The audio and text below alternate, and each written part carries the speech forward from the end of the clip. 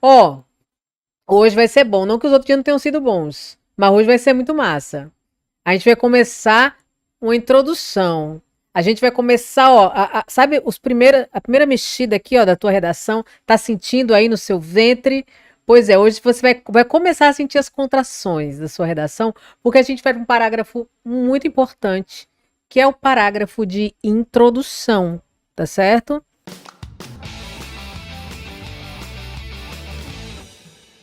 Então, introdução, para mim, assim, não é o parágrafo mais importante, porque a gente está falando de uma dissertação argumentativa, né? Mas é o parágrafo que vai determinar a visão, a perspectiva que o corretor vai ter de você. Se tu der trabalho demais na introdução para ele entender, se tu não deixar claro qual é o tema, se tu trouxer aquele repertório, vai pôde. Ah, é utopia, não tem que mais lá, não tem que mais lá. O corretor ele vai olhar logo com cara de fava amarguenta. Sabe? Que aqui no Nordeste, quando a gente come, tem fava que fica amarguenta. Aí quando a gente come, a gente faz assim, ó. O corretor olha desse jeito. A professora, tá muito errado isso, tá errado. Vai fazer o quê? Vai cobrar? Tu sabe quem é o corretor? Tu não sabe. Tu não sabe. Então tem corretor de toda a qualidade. São 6.000 seres humanos. Totalmente diferentes. E todos, em algum momento, decidiram vou fazer letras. Vou fazer letras. Eu acho que ou vou ser professor de português. Então, assim, isso já diz muito sobre a pessoa, né? Então, ó, hoje você vai aprender a fazer uma redação, uma introdução de vergonha, tá certo? Para você não ficar enchendo o saco de corretor, porque o corretor ele não quer lamber sua redação, ele não sabe dos seus sonhos, ele quer que sua letra seja legível, que seu projeto de texto seja apresentado, que o repertório ali tenha conexão com o tema. Por quê? Porque vale R$ 3 para ele. Ele quer ir para a próxima. Lembrando também, sabe o quê? Que ele tem mais 199 para corrigir. Então, quanto mais simples for tua redação, melhor para você e para o corretor, tá bom? Melhor. Inclusive, já começou o curso de formação dos corretores do Enem 2026. Já começou, gente, já começou. Começou com material com a data errada, tá certo? Mas esse ano eles vão querer se redimir. Eles vão querer, a Sebrasp, ela vai botar quente. Ela vai falar assim, estavam falando da minha redação? Estavam falando da minha correção? Pois vocês vão ver agora. Estavam dizendo que tava isso, tava aquilo, pois vocês vão ver agora. Aí ela vai botar agora em prática as mudanças mesmo. Então, fica aqui nessa aula, compartilha essa live aqui com alguém, que seja teu amigo ou teu futuro ficante, conversante. Manda, porque daqui vai sair algo decisivo. Tá certo? Então, bora. Então, Deus abençoe quem deu like. Quem não deu, boa noite. Então, vamos hoje. Tudo sobre a introdução da redação do Enem. Hoje vai ser bem ligeirinho, vai ser rápido como quem rouba. Porque é básico, vou ensinar 4 passos para vocês e pronto. E vamos para frente. E você vai ter um desafio final que você vai escrever alguns parágrafos de introdução, tá bom? Você tem que ir treinando essa automatização da sequência na tua mente, tá certo? Então hoje nós vamos ter introdução, semana que vem desenvolvimento, aí a gente vai pegar um pouco mais pesado e depois a conclusão que para mim é o parágrafo mais peba que tem. Eu não gosto da conclusão. Eu faço porque é o jeito. Mas se eu pudesse, colocaria fim por fim feito por mim, tá? E jogaria o microfone. Então vamos direto aqui. O que você vai aprender não só nesta aula, mas nas próximas aulas? A macroestrutura da redação do Enem. Quando a gente está falando de estrutura, eu estou falando de 70% da tua nota, viu? Tem muita gente que fica preocupado com repertório. Que eu preciso de repertório, eu não tenho repertório, eu não tenho um conectivo, eu me preocupo com coesão. Mas aí estrutura equivale a 70% da sua nota. Por quê? Porque o olhar do corretor ele vai diretamente para isso, quando ele abre ali aquela tela e tem a tua redação. Então você precisa entregar uma estrutura previsível. E como é que é a macroestrutura da dissertação argumentativa, que é a redação do Enem? Simplesmente é composta por isso aqui, ó: introdução, desenvolvimento e conclusão. Tá certo? A introdução, ela é o cartão de visitas, ela é o sorriso. E basicamente ela vai apresentar o tema, certo? A sua tese, ou seja, o seu ponto de vista, e os 2 argumentos que você vai usar para defender esse ponto de vista, tá bom? E é o nosso foco de hoje.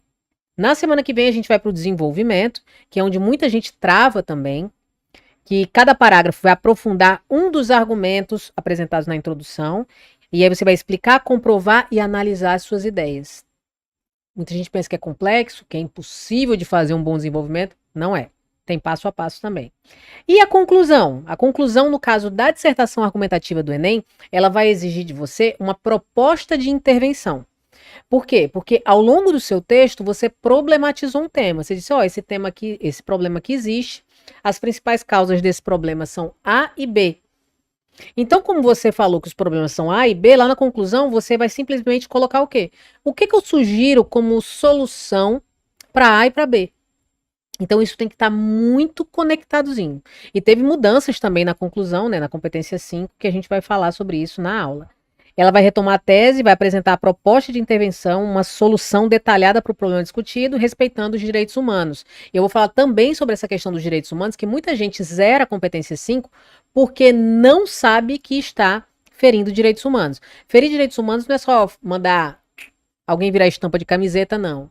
Não é xingar alguém, não. É simplesmente você falar. A gente viu muito já em temas como, acho que foi aquele do, oh meu Deus do céu, do manipulação do comportamento do usuário pelo controle de dados na internet. O pessoal falando, tem que tirar a internet de quem é analfabeto. Tem que proibir pobre de ter acesso à internet. Aí, meu filho, aí é aquele zero oval, né, pra você. Porque isso é claramente, flagrantemente ferir os direitos humanos. Então, a introdução é isso, apresentar o tema, a tese. Muita gente não sabe que é tese, finge que sabe que é tese, que o professor fala, tese é a sua opinião.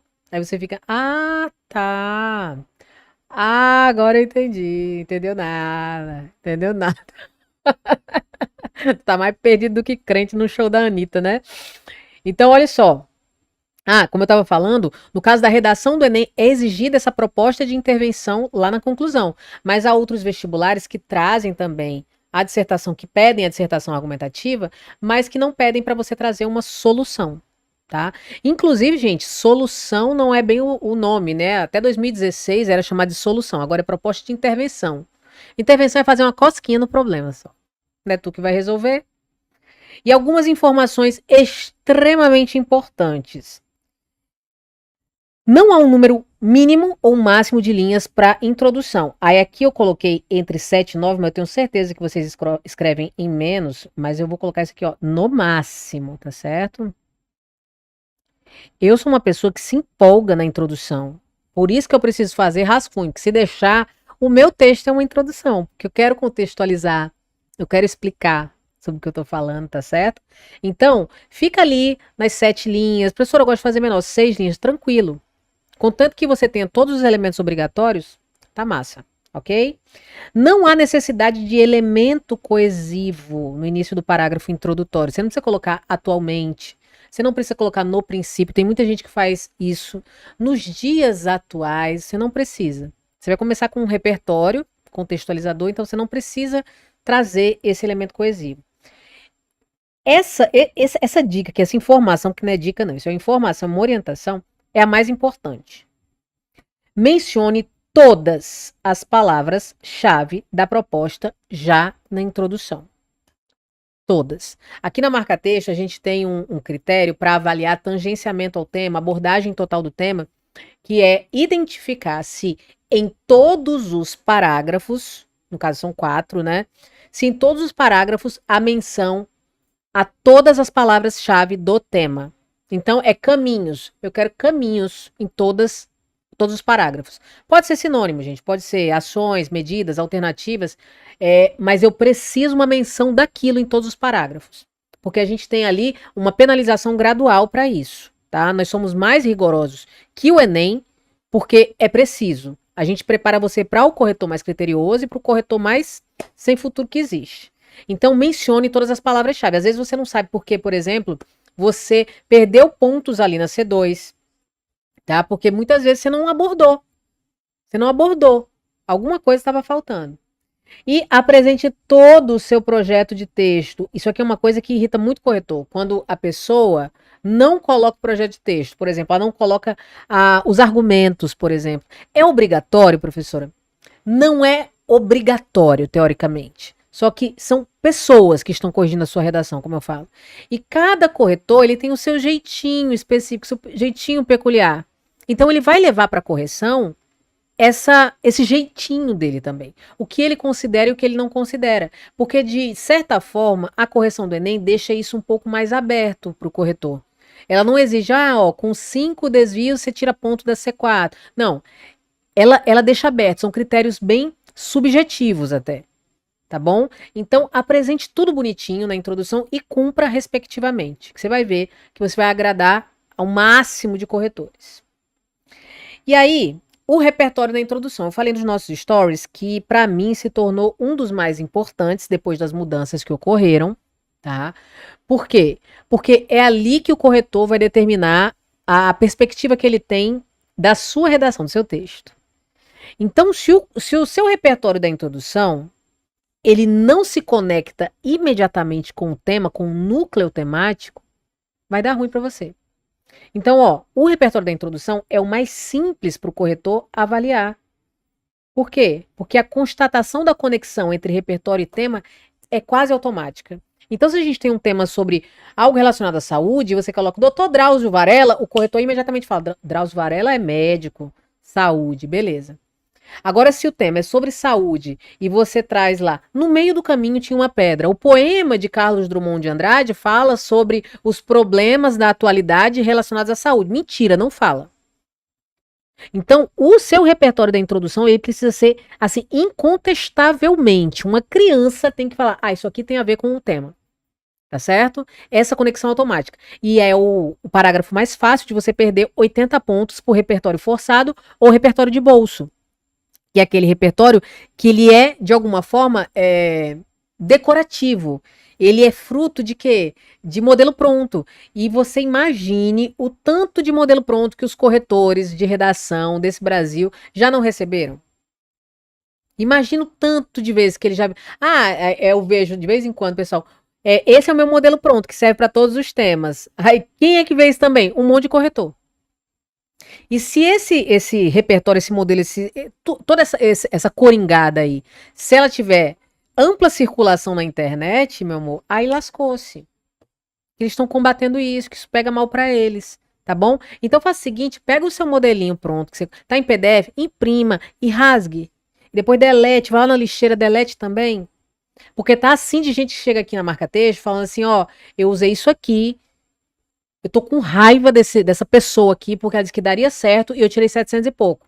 A gente viu aqui uma pessoa, é nosso aluno inclusive, ele chegou afirmando que fez, meu Deus, 168 questões. 168 questões. Então, das 180 ele fez 168. Foi a melhor marca que ele já fez na vida dele. Só que ele tirou 700 pontos na redação. Imagina. E ele vinha ali, ó, de uma pegada de 920, 940, 960 e de repente foi para 700 pontos. Então, imagina você fazer o seu melhor desempenho de todas as edições do Enem e simplesmente sua nota ir para 700 pontos. Aí não rola, né? Certo? Então, vamos lá. Introdução, 4 passos. Você anota aí também. Beleza? Então, ó, o parágrafo de introdução tem um objetivo claro, apresentar o tema e o seu projeto de texto ao corretor, e para o Enem, uma introdução de excelência precisa conter esses elementos obrigatórios. Então, você não vai mais ficar perdendo tempo elaborando, pensando numa introdução, não. Você vai fazer esse passo a passo. Primeira coisa que você vai fazer é a contextualização, um repertório contextualizador, que tem o quê? Aí, no caso, pode ser um filme, pode ser uma lei, um fato histórico aqui, ó, uma citação, etc. Mas que tenha conexão clara com o tema. De preferência com o núcleo temático. Quando a gente pensa no tema de 2025, foi perspectivas acerca do envelhecimento na sociedade brasileira. O núcleo temático é qual? Envelhecimento. Desafios para a formação educacional de surdos no Brasil. Formação educacional de surdos. Então tem a ver com educação e com surdos. Beleza? Então são as principais palavras. Então isso tem que conectar imediatamente. Beleza? Em seguida, você contextualizou ali com o seu repertório, você vai agora para a tese problematizada. Muita gente perde ponto aqui, por quê? Porque não apresenta uma problematização da tese. Quando a gente está falando de tema de redação do Enem, a gente está falando de problema. Pode aparecer a importância da alimentação saudável no Brasil. Você não vai ficar só falando que é importante, tem que comer isso, os macronutrientes. Não, você tem que falar o quê? Que apesar de ser importante, fundamental para o pleno desenvolvimento do indivíduo, a alimentação ainda no Brasil não é vista a partir de uma perspectiva de importância. Então, você sempre problematiza o tema. Então, eu gosto muito de trazer Constituição Federal, Agenda 2030 ou uma lei específica. Por quê? Porque você traz a expectativa, que é o repertório. Por exemplo, a Constituição garante isso. E em seguida você traz a realidade, que é a sua tese de contraste. As teses, elas podem ser de convergência, por convergência ou por divergência. Tá certo? Vai depender do seu repertório. Então, se você fala Constituição garante isso, tal, tal, tal, ponto. No entanto, isso há uma dissonância entre a prerrogativa legal e a realidade brasileira. Uma vez que. Então, eu gosto muito disso porque eu não quero perder tempo em introdução. Aí, se você traz, por exemplo, no filme tal acontece tal coisa. Aí você vai falar, fora da ficção, semelhantemente, na realidade brasileira acontece a mesma coisa. Tá bom? Então, assim, aqui eu te direciono aí para a tese de contraste, que você cria expectativa e a realidade, e dá muito para você conversar, para você versatilizar esse uso em diversas possibilidades de tema. Tá bom? Então, primeiro passo, contextualização. Segundo, tese problematizada. E em seguida, o que você vai fazer? Você vai apresentar os seus argumentos, que são as duas causas ou consequências do problema que vão ser aprofundadas. Eu gosto muito, assim, claro que não vai servir para todos os temas, mas na maioria dos temas é possível utilizar. Eu gosto muito de envolver governo ou falta de política educacional. Então, uma negligência do governo ou uma falta de política educacional sobre o assunto. Ou a omissão do governo, a negligência estatal, mais falta de informação. Por que eu gosto de usar essa pegada? Porque lá na conclusão eu gosto de trazer uma única proposta de intervenção. Então, se eu falo que o governo é omisso ou negligente e está faltando alguma coisa, a minha proposta de intervenção vai ser relacionada ao governo fazer alguma coisa. Então, se é negligência estatal e falta de educação voltada ao assunto, então vai ser o governo tem que criar uma política educacional voltada ao assunto. Se é negligência governamental e falta de fiscalização, então o governo tem que criar uma política de fiscalização. Então eu faço tudo de uma forma sustentável, tá certo? E aí, essa quarta parte aqui, esse quarto passo, ele é opcional, tá bom? Que é a antecipação interventiva, que é quando você fala basicamente o que, ó, alguma coisa precisa ser feita, algumas ações precisam ser tomadas. Isso aí não é obrigatório em temas, por exemplo, que não tenham caminhos, alternativas, meios. Só que eu gosto de trazer sempre isso, por quê? Porque caso caia um tema que envolva caminhos, é aqui que eu vou mencionar a palavra-chave caminhos. Certo? Então, quando eu falo, por exemplo, algo precisa ser feito, ações precisam ser realizadas para a reversão desse problema, o que eu estou fazendo? Eu estou dizendo que eu vou trazer uma solução lá no final. Então, fica muito mais redondinho. Contextualiza, traz a tese problematizada, em seguida você apresenta seus dois argumentos e depois você fala que algo precisa ser feito. Ó, esses 4 passos ficam engessadinhos aí na sua mente. E aí você se lembra, se cair um tema sobre caminhos, ações, alternativas, você já tem a garantia ali dessa frase. Então são 4 frases. Você pode ter, por exemplo, 3 frases, 5 frases. Eu gosto de trazer as 4 frases, tá certo? Então vamos ver como isso aqui ficaria. Olha só. Peguei um tema que é amplo e ele pode se subdividir em diversas possibilidades. Muita gente fala, nunca mais caiu meio ambiente. Na verdade, quem quer que caia meio ambiente? Algo relacionado ao meio ambiente no tema da redação do Enem. Muita gente fala. Esse era o eixo temático assim, que eu menos curtia, gente. Que eu menos curtia, agora eu gosto. Tá? E caiu, gente, no Enseja 2025, eu acho que foi 2025. Porque tem várias edições do Enseja, né? Caiu algo sobre os impactos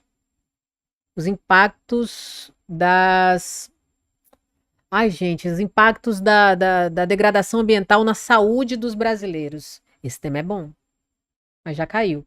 Agora, assim, eu penso, se cair algo relacionado ao meio ambiente, eu não penso em algo muito cara de meio ambiente, tipo assim, desmatamento, florestas. Eu não penso em algo assim. Eu penso em algo muito voltado à sustentabilidade, sabe? Sustentabilidade. Então, se a gente pega um tema esse aqui é amplo, ó. Desafios para o desenvolvimento sustentável no país. Eu acredito que o Enem não vai colocar um tema muito complexo esse ano, porque ele quer. A atual gestão quer sair bem. Ela quer, tipo assim, notas altas na redação, sair por cima. Então, eu não pense em nada muito complexo. Esse tema aqui seria interessante. Desafios, a gente tem, ó, várias palavras-chave, ó. Desafios e desenvolvimento sustentável. Certo? Você tem que falar desafios para sustentabilidade. O que que impede que haja sustentabilidade ou desenvolvimento sustentável no Brasil? Então vamos pensar. Primeiro passo, desenvolvimento sustentável. Você tem que pensar. Isso aqui, inclusive, quando você pensa, quando você entende o conceito de sustentabilidade, de desenvolvimento sustentável, você consegue utilizar isso para muitas coisas. Para temas do eixo economia e política, educação, porque pode cair algo relacionado à educação ambiental, por exemplo.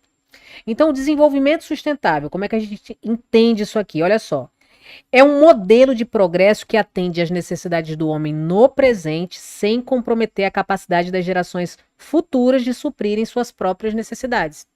Então, é um uso consciente dos recursos naturais. Eu posso usar, contanto que eu preserve, eu cuide para que futuramente as pessoas possam usar também. Ele busca equilibrar um crescimento aí você vai pegar isso aqui, ó. Economicamente viável, socialmente justo e ambientalmente responsável. Então é esse o pilar, são esses os três pilares da sustentabilidade, do desenvolvimento sustentável. Já caiu um tema no Enem que era um negócio enorme, eu não sei se foi 99, foi 2001, não me lembro, que era sobre a floresta amazônica. Basicamente a pessoa tinha que, ela perguntava basicamente o quê? Preservação ambiental ou progresso econômico? Então, o que que a gente faz? A gente preserva o meio ambiente ou desenvolve a economia? Epa, rapaz, a gente tem que, ó, fundir os dois. Quando eu pego desenvolvimento econômico e preservação ambiental, eu tenho desenvolvimento sustentável, certo? Eu tenho sustentabilidade. Então, isso aqui tem que ficar muito claro na sua mente, para você usar em diversas possibilidades. Então, o primeiro pilar, no caso, o primeiro pilar de baixo para cima, é o ambiental, certo? Conservação da biodiversidade, proteção dos ecossistemas e redução da emissão de poluentes. Então, se você fala, por exemplo, que o Brasil ele é signatário da Agenda 2030, que prima por um futuro sustentável, ele assinou ali o compromisso. No entanto, ele não está comprometido com a conservação da biodiversidade, ou com a proteção dos ecossistemas, ou com a redução da emissão de poluentes, certo? Então, ele não está atendendo ao seu pilar ambiental.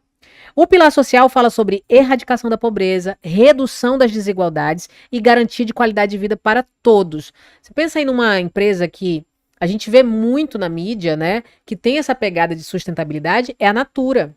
A Natura, o Boticário, que eles trabalham com aqueles refis, né? O Boticário tem lojas pop-up que são feitas de embalagens descartadas. Você vê também a Nestlé e a acho que é a Nestlé, que tá tirando agora o plástico dos chocolate, das caixas de chocolate. Eu acho que tá tirando também o chocolate, porque não tá pesando quase mais nada. Você vê a McDonald's, que agora é canudinho de plástico.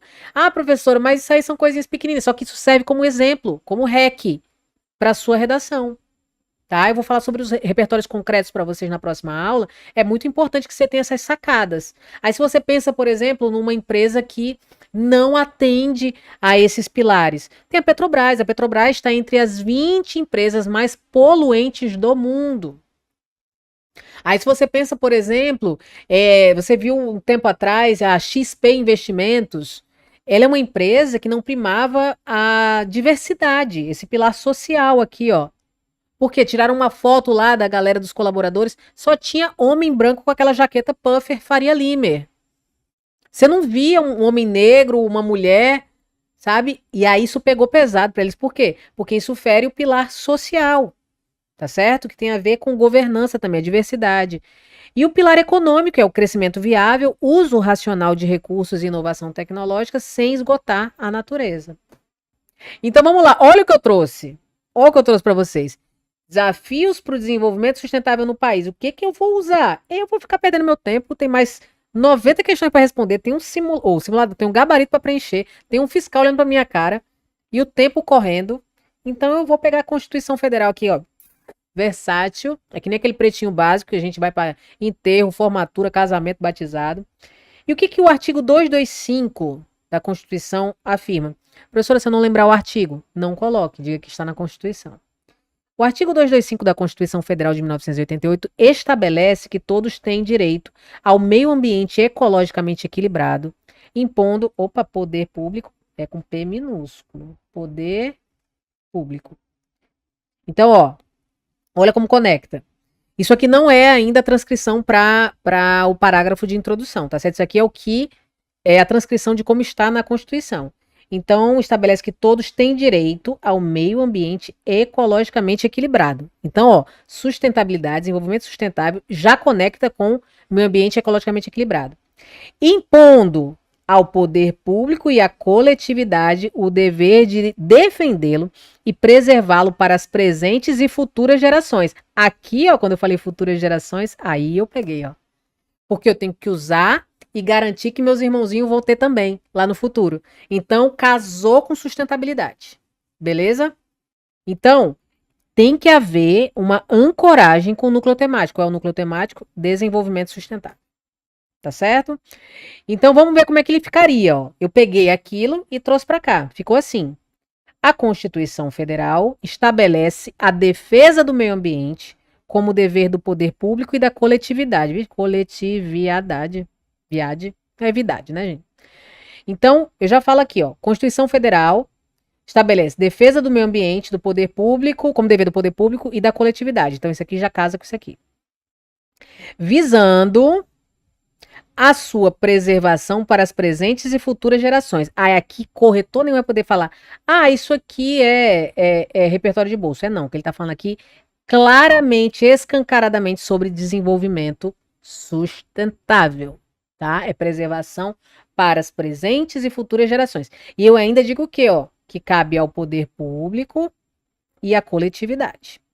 Tá bom? Então, beleza. Isso aqui é o meu repertório contextualizador.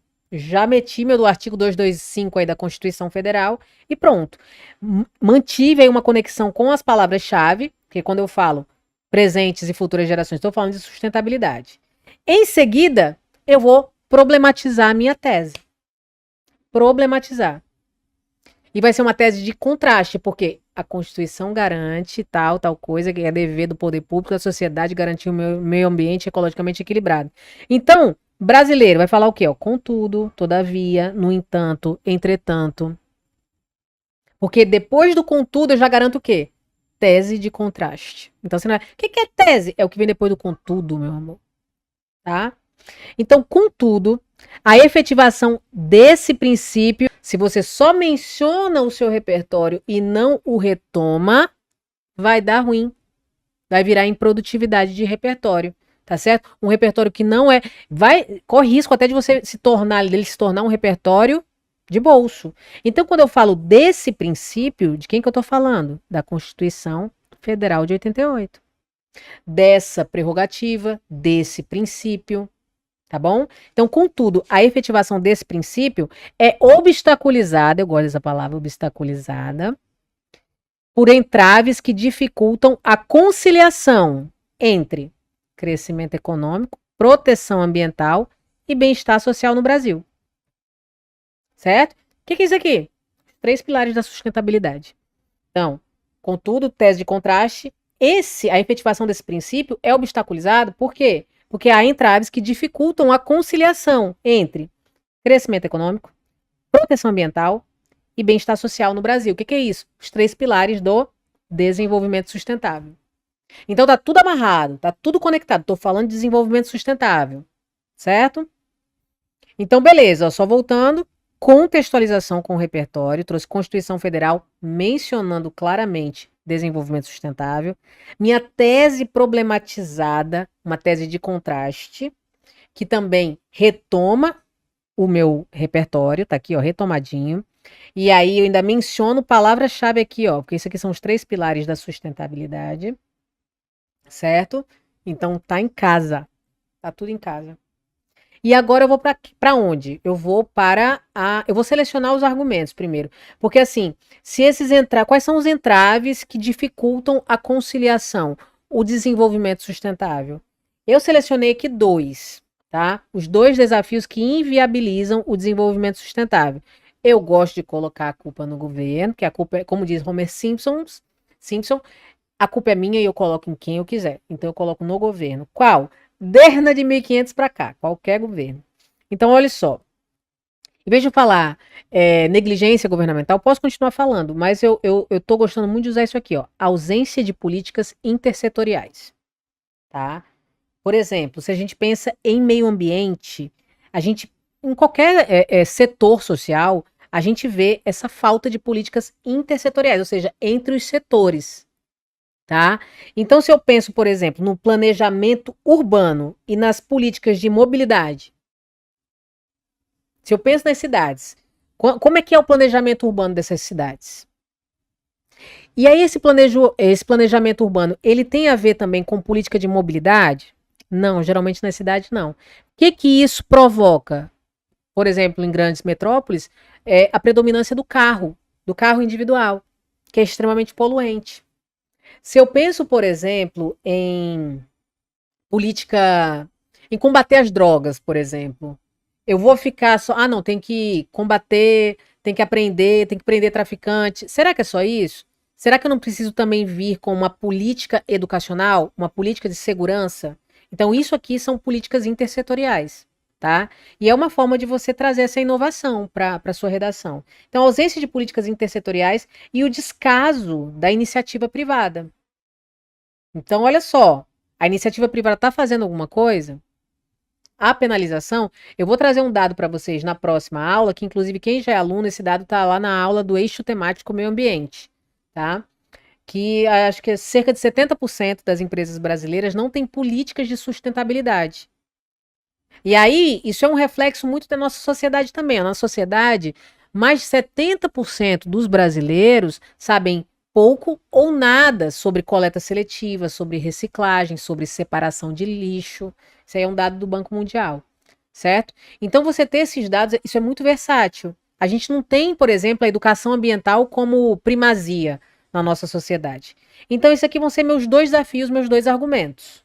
E aí, olha só, como é que eu vou trazer esses dois argumentos?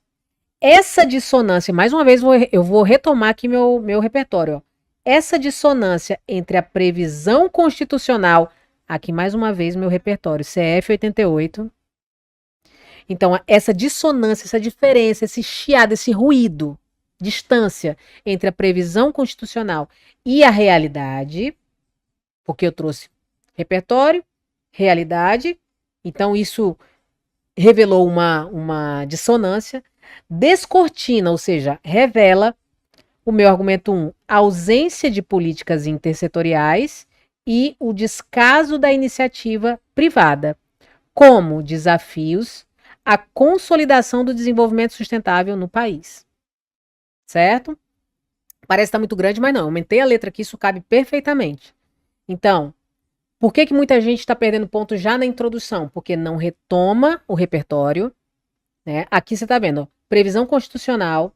Aqui, novamente, eu falo desse princípio e aqui eu falei a Constituição Federal. Então, eu retomo duas vezes. E lá na conclusão, eu ainda retomo, fechando com a retomada do repertório da introdução. Aí eu quero ver algum corretor dizer assim, não, é improdutivo. Aí, meu amigo, aí não tem como. Tá certo? E aí eu retomo o quê? Ó? Desafios, que aqui é palavra-chave. Consolidação do desenvolvimento sustentável. Desenvolvimento sustentável no país. Pronto. Eu poderia parar aqui, certo? Mas eu gosto de trazer a antecipação interventiva. Que vai ser o quê? Ó? Assim, tal contexto, ou seja, o contexto que eu mencionei anteriormente, exige ações articuladas. Então, se o tema for caminhos para o desenvolvimento sustentável, quando você fala ações, isso aqui tem a ver com caminhos. Medidas, ações, caminhos. Então, assim, tal contexto exige ações articuladas, de modo a assegurar um modelo de progresso economicamente viável, socialmente justo e ambientalmente responsável. Memoriza esses três pilares do desenvolvimento sustentável que você vai ver como vai valer a pena. Tá certo? E aí, como é que fica o meu parágrafo completo? Dessa forma aqui. Olha só como fica lindo. A Constituição Federal estabelece a defesa do meio ambiente como dever do poder público e da coletividade, visando a sua preservação para as presentes e futuras gerações. Contudo, a efetivação desse princípio é obstaculizada por entraves que dificultam a conciliação entre crescimento econômico, proteção ambiental e bem-estar social no Brasil. Essa dissonância entre previsão constitucional e a realidade descortina o argumento 1, ausência de políticas intersetoriais, e o argumento 2, descaso da iniciativa privada como desafios à consolidação do desenvolvimento sustentável no país. Assim, tal contexto exige ações articuladas de modo a assegurar um modelo de progresso economicamente viável, socialmente justo e ambientalmente responsável. Gente, se sua redação fosse avaliada só pela introdução, você tiraria 1000 aqui. Tá certo? Então, isso aqui, essa sequência, você não precisa memorizar modelo pronto. O que você precisa entender é a sequência que você tem que trazer na introdução. Repertório contextualizador, claramente ancorado ao tema. Tese problematizada, pode ser de contraste ou de convergência. Apresentação dos argumentos e antecipação interventiva. Pronto. Mais nada. Então, por isso que não é bom você ficar inventando repertório. Tem muita gente que gosta de usar séries muito atuais. Lembra que pode ter uma senhora com 70 anos corrigindo sua redação, que não conhece essa série. Então, você vai ter que desenvolver muito para criar uma conexão. Tá certo? E eu trouxe aqui um desafio para vocês. O desafio, ó, seguindo passo a passo que você aprendeu, escreva parágrafos de introdução sobre os seguintes temas. Olha só. Caminhos para combater o uso de cigarros eletrônicos entre jovens no Brasil. Os impactos da tecnologia na aprendizagem escolar no Brasil, o papel da educação na ressocialização de pessoas privadas de liberdade no Brasil, os desafios do uso saudável da tecnologia por crianças e adolescentes, a gente teve o ECA Digital esse ano, né? E desafios para estimular a participação dos jovens na vida política. Então, olha só, você tem aqui as palavras-chave, ó, caminhos, uso de cigarros eletrônicos. Aí que jovens é muito importante, ó. Impactos, tecnologia, aprendizagem escolar, educação, ressocialização, pessoas privadas de liberdade, desafios, uso saudável, tecnologia, crianças e adolescentes, é praticamente tudo, né? E, mais uma vez, desafios, estimular participação dos jovens na vida política, só não é a preposição ali. Então, isso aqui é que você tem que mencionar. Então, treina, faz o seguinte, faça esse exercício aí, faça essas 5 introduções sobre esses 5 temas, usando essa lógica que você viu aqui hoje. Contextualização, claramente ancorada ao tema, tese problematizada de contraste ou de convergência, em seguida, apresentação dos seus argumentos e depois, antecipação interventiva. Nenhum corretor vai poder tirar ponto de você se você fizer isso. Esses 4 passos. Nenhum vai poder tirar ponto de você. Entendeu? Nenhum estará autorizado a fazer isso. Belezinha? Eu prometi que hoje ia ser ligeiro. Eu prometi? O que você aprendeu aqui hoje, ó? Macroestrutura da redação, elementos obrigatórios da introdução, repertório para contextualização, tese e argumentos, antecipação interventiva e o passo a passo da introdução 900+. Tá vendo? Não precisa ser difícil. Lá na nossa plataforma você também tem aulas sobre como usar a tese de convergência, até para esse tema que você tem lá na nossa plataforma. Então você tem diversas possibilidades, aulas sobre os eixos temáticos, você tem aula do eixo temático meio ambiente, educação, política e economia, tecnologia e inovação, segurança e justiça social, você tem aula sobre tudo lá, e você ainda tem aulas sobre temas, que, e se o tema for tal? E aí eu escrevo passo a passo, cada parágrafo, cada linha com você, para você ver como que é construído cada um dos parágrafos, tá certo? Então, é isso. Porque aqui, ó, lembrando, a gente tem um curso sobre as mudanças na correção da redação do Enem, é o único curso do Brasil, tá certo? Você tem uma aula para cada competência, o que mudou em cada competência. Você tem a melhor correção, a melhor mentoria de redação do Brasil aqui também, tá? Você recebe áudios, textos, e você tem acesso direto ao seu corretor. Você tem um método de linguagens, a gente vai ter uma aula aqui sobre linguagens para você ver como você estava perdendo tempo estudando por cronograma de conteúdo. Eu vou te ensinar a responder questões sem ler até 70% dos textos. Você vai acertar. Isso vai te dar muito mais clareza, tá certo? Lembrando que a gente está aí com a nossa revisão, né, de revisão e também nosso intensivão mais revisão, né? Você vai ter tudo aquilo de que você precisa. Próxima aula que a gente tem aqui. Na próxima aula você vai ver o desenvolvimento da redação do Enem. Beleza? Então, gente, ó, Beijinho pra todos vocês, viu? Quando você faz do jeito certo, sempre vai dar tempo, vai dar certo e vai ter festa. Tá massa? Ó, cheiro, meu povo!